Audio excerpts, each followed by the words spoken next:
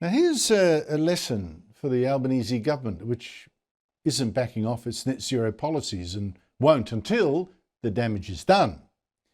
Now, Victoria is the state which went craziest with this global warming ideology, and as a result is now so short of gas, with bills soaring, that it has quietly approved 2 new exploration licenses for gas projects in the Otways and Gippsland, is begging for companies to tender for them. It's all a bit late now, of course, but what a huge change.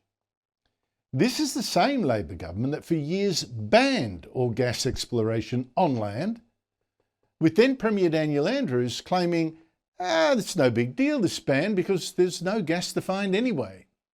If you ban gas development, people will pay more for gas. That's just common sense. Well, firstly, there needs to be gas there. So there are no proven or probable onshore conventional gas reserves. You're not exactly encouraging exploration, so how would you know? Well, drillers, of course, will say that there's a river of gas under there, and we should. Geologists will as well. Well, but actually, experts, so geologists and others, their position as it stands today is there are no proven or probable onshore reserves.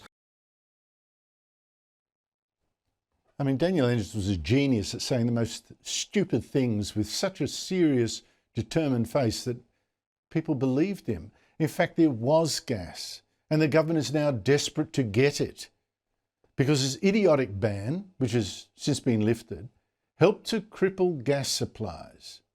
And note that when Andrews said that the ban was no deal because there's no gas anyway, he was running the same kind of dishonest and silly arguments that the Albanese government uses to justify its ban now on nuclear power.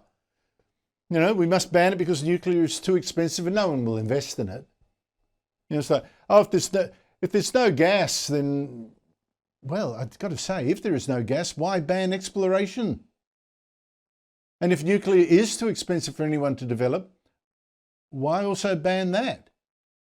I mean, these guys are just, they're lying to you.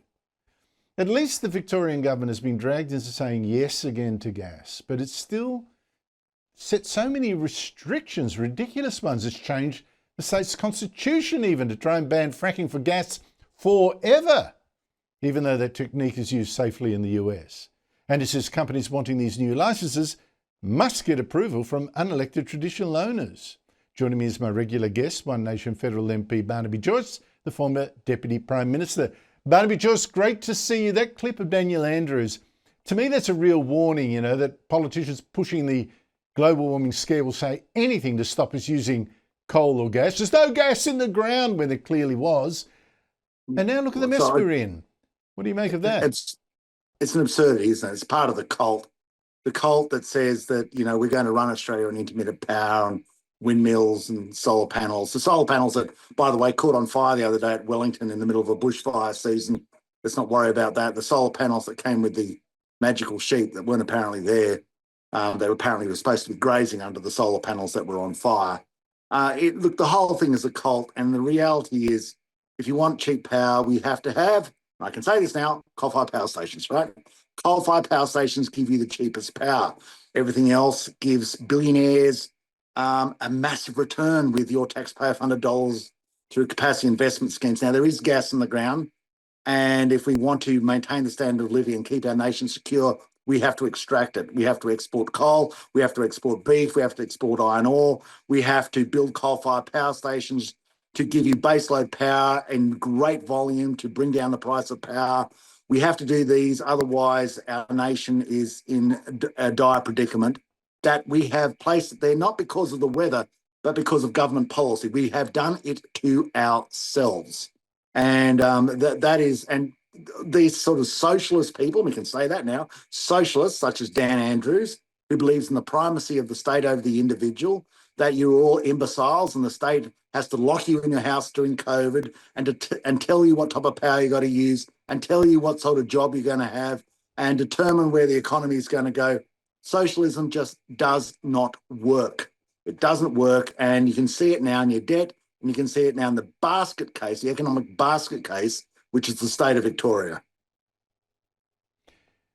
Meanwhile, Green Senator Sarah Hanson-Young, Barnaby Joyce, Sarah Hanson-Young's expenses flying her lobbyist husband to and from Canberra 78 times in 3 years Does that pass the smell test? No, it doesn't. And even though he's the other side of the political fence, I know Ben, of course, he's a good guy, but Ben, of all people, should have, even if his Sarah couldn't see it, Ben should have seen it. But this is never, you just can't go 78 times when you're employed in Canberra.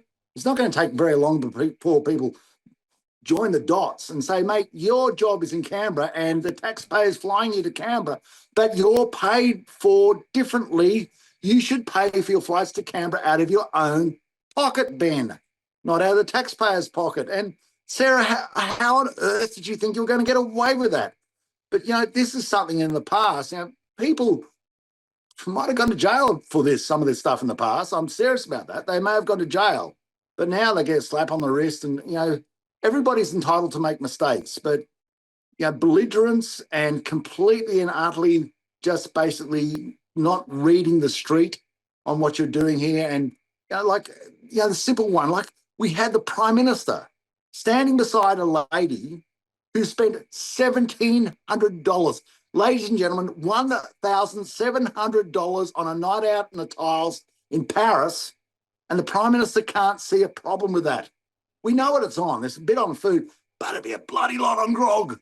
A big nosh up. And why is the taxpayer paying for the minister's grog bill? Why are you, the taxpayer, paying for a grog bill? If she wants to have a kick her heels up, knock yourself the Prime out, Minister you don't have answered to pay that. for it.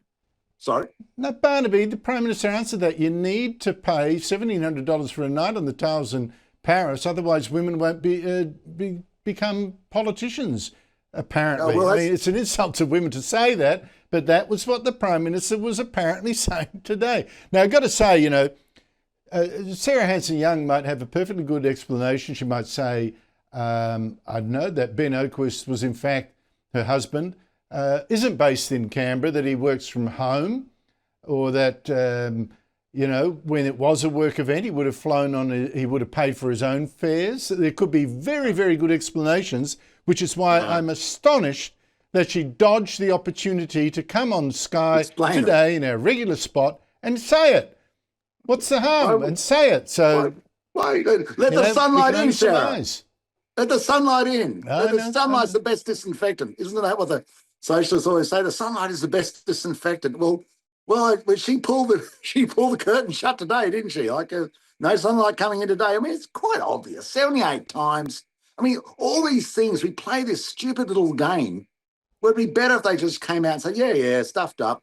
Okay. Exactly. Pay it back. Throw myself before the mercy of the court. Tell me what the bill is and I'll fix it up. Yep. Exactly right. Barnaby Joyce, thank you so much for your time.